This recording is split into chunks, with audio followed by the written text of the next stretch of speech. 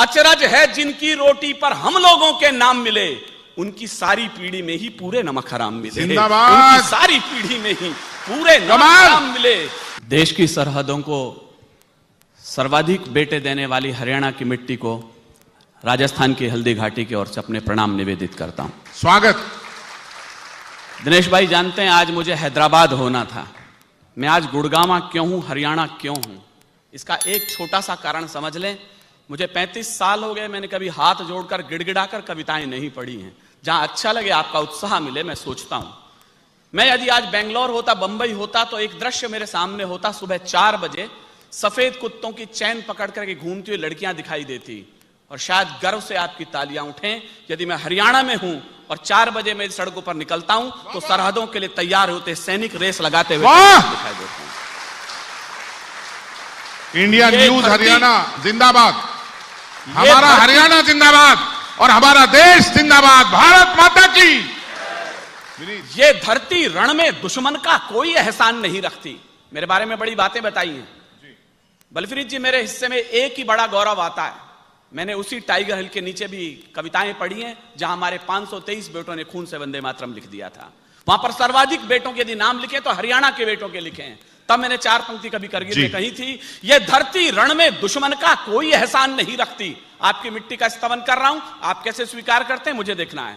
यह धरती रण में दुश्मन का कोई एहसान नहीं रखती, जुगनू की दौड़ी झुक जाए ऐसे दिन मान नहीं रखती, और सीमा पर दुश्मन की जाकर जो मां का दूध लजा आए, भारत मां ऐसी कोई भी कायर संतान नहीं रखती। बहुत अच्छे, बहुत अच्छी भी कायर संतान नहीं रखती, भारत मां ऐसी कोई भी कायर संतान नहीं रखती। हम प्राण हथेली पर लेकर दिल में एहसास लिए बैठे। मैं न्यूज चैनल पर हूं तो मेरी भाषा क्या होनी चाहिए। हम प्राण हथेली पर लेकर दिल में एहसास लिए बैठे, दुश्मन के स्वागत की खातिर कुछ तोहफे खास लिए बैठे।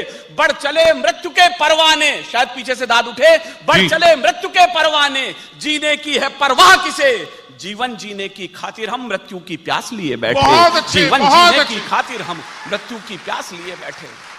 दुर्भाग्य यह है जिस देश का 77 वर्ष पूरे होने के बाद भी हम दिमागों से, जहनों के अंदर से धर्म और जाति की विसंगतियां ना मिटा सके, ये कूड़ा ना मिटा सके, तो बड़े अफसोस के साथ मुझे कहना पड़ता है, इस चमन में आजकल कैसी हवा चलने लगी है, संदली सी गंध क्यों दुर्गंध में ढलने लगी है। शायद मेरी भाषा समझे आप, इस चमन में आजकल कैसी हवा चलने लगी है, संदली सी गंध क्यों दुर्गंध में ढलने लगी है। बिस्मिल भगत अशफाक की साझी विरासत पूछती है।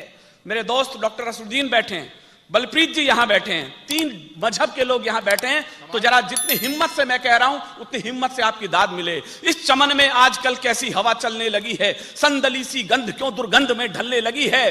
बिस्मिल भगत अशफाक की साझी विरासत पूछती है, देश की तस्वीर क्यों बारूद से जलने लगी है। देश की तस्वीर क्यों बारूद से जलने लगी है, देश की तस्वीर क्यों बारूद से जलने लगी है।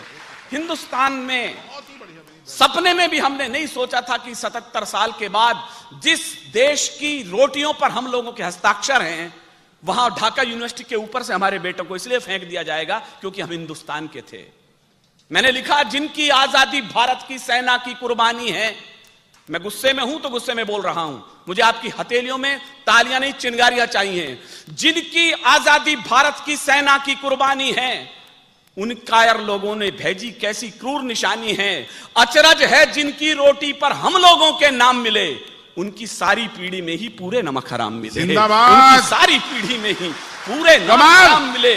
जिनके पुरखे, शुक्रिया, मुझे अच्छा लगा, इस दर्द को आप समझ रहे हैं, मुझे अच्छा लगा। जिनके पुरखे आज तक भी भारत में शरणागत हैं, उन लोगों की आस्तीन के सांपों जैसी हालत है। क्या बात है? अपनी रक्तिम आंख, अंतिम लाइन मुझे विदा कीजिएगा, अपनी रक्तिम आंखों से मैं जलता भारत देख रहा हूं। मुझे नहीं पता बंगाल में जो कुछ रात को हुआ, मैं सुबह प्रधानमंत्री का भाषण सुन रहा हूं और रात्रि के दृश्य देख रहा हूं, आईसीयू यूनिट के साथ ऑपरेटर्स तोड़ दिए गए।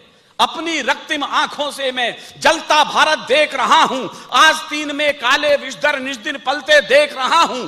गिनती पूरी कौन करेगा इन पागल शिशुपालों की, कौन शीश बढ़कर काटेगा शकनी वाली चालों की, जिंदाबाद। कौन शीश बढ़कर काटेगा शकनी वाली चालों की। देश बड़ा है या फिर मजहब, अंतिम लाइन मुझे विदा कीजिएगा, मैं सबसे पूछ रहा हूं, देश बड़ा है या फिर मजहब, इसका क्या उत्तर दोगे? आने वाली नस्लों को तुम फूल नहीं पत्थर दोगे। मिलजुल कर कुछ युक्ति निकालो, जलता देश बचा लो तुम।